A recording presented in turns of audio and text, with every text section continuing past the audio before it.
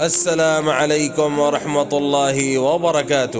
بسم اللہ الرحمن الرحیم، نحمده ونصلی علی رسولہ الکریم، اما بعد۔ حضور اکرم صلی اللہ علیہ وسلم شب معراج میں بیت المقدس کی طرف سے جاتے ہوئے مصر کے قریب ایک مقام سے گزرے تو انہیں نہایت ہی اعلیٰ اور زبردست خوشبو آنے لگی۔ آپ صلی اللہ علیہ وسلم نے حضرت جبرائیل علیہ السلام سے پوچھا کہ یہ خوشبو کیسی ہے؟ جواب ملا، فرعون کی بیٹی کی باندھی مشاط اور اس کی اولاد کی قبر سے آ رہی ہے۔ پھر حضرت جبرائیل علیہ السلام نے اس کا قصہ بیان کیا۔ مشاط فرعون کی بیٹی کی خادمہ تھی اور وہ خفیہ طور پر اسلام لا چکی تھی۔ ایک دن فرعون کی لڑکی کو کنگھی کرتے ہوئے اس کے ہاتھ سے اتفاقاً کنگھی گر پڑی۔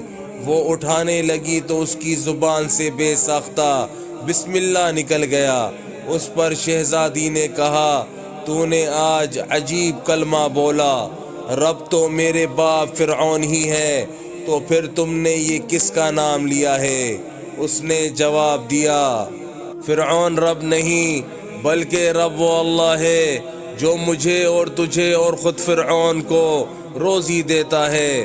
شہزادی نے کہا، اچھا تو میرے باپ کے سوا کسی اور کو اپنا رب مانتی ہے؟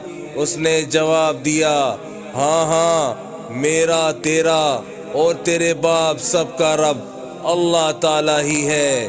شہزادی نے اپنے باپ سے کہلوایا۔ وہ سخت غضبناک ہوا اور اسی وقت اسے دربار میں بلوایا اور اس سے پوچھا، کیا تو میرے سوا کسی اور کو اپنا رب مانتی ہے؟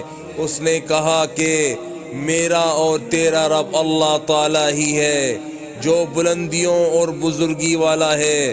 فرعون نے اسی وقت حکم دیا کہ تانبے کی جو گائے بنی ہوئی ہے اس کو خوب تپایا جائے، اور جب بالکل آگ جیسی ہو جائے تو اس کے بچوں کو ایک ایک کر کے اس میں ڈال دیا جائے، آخر میں خود اسے بھی اسی میں ڈال دیا جائے۔ چنانچہ وہ گرم کی گئی۔ جب آگ جیسی گرم ہو گئی تو حکم دیا کہ اس کے بچے کو ایک ایک کر کے اس میں ڈالنا شروع کرو۔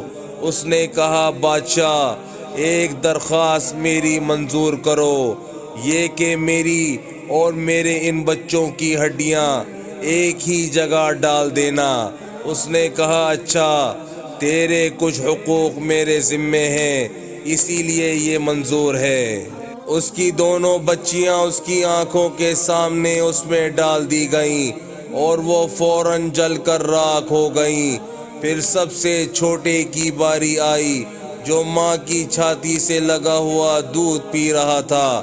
فرعون کے سپاہیوں نے اسے گھسیٹا تو اس نے ایک بندی کی آنکھوں تلے اندھیرا چھا گیا۔ اللہ تعالیٰ نے اسی وقت اس بچے کو زبان دے دی اور اس نے بآواز بلند کہا، اماں جان افسوس نہ کر، اماں جان ذرا بھی پس و پیش نہ کر، حق پر جان دینا ہی سب سے بڑی نیکی ہے۔ چنانچہ انہیں صبر آ گیا، اس بچے کو بھی آگ میں ڈال دیا گیا اور آخر میں ان کی ماں کو بھی اسی آگ میں جلا کر مار دیا۔ یہ خوشبو کی مہکیں اسی کے جنتی محل سے آ رہی ہیں۔ سبحان اللہ۔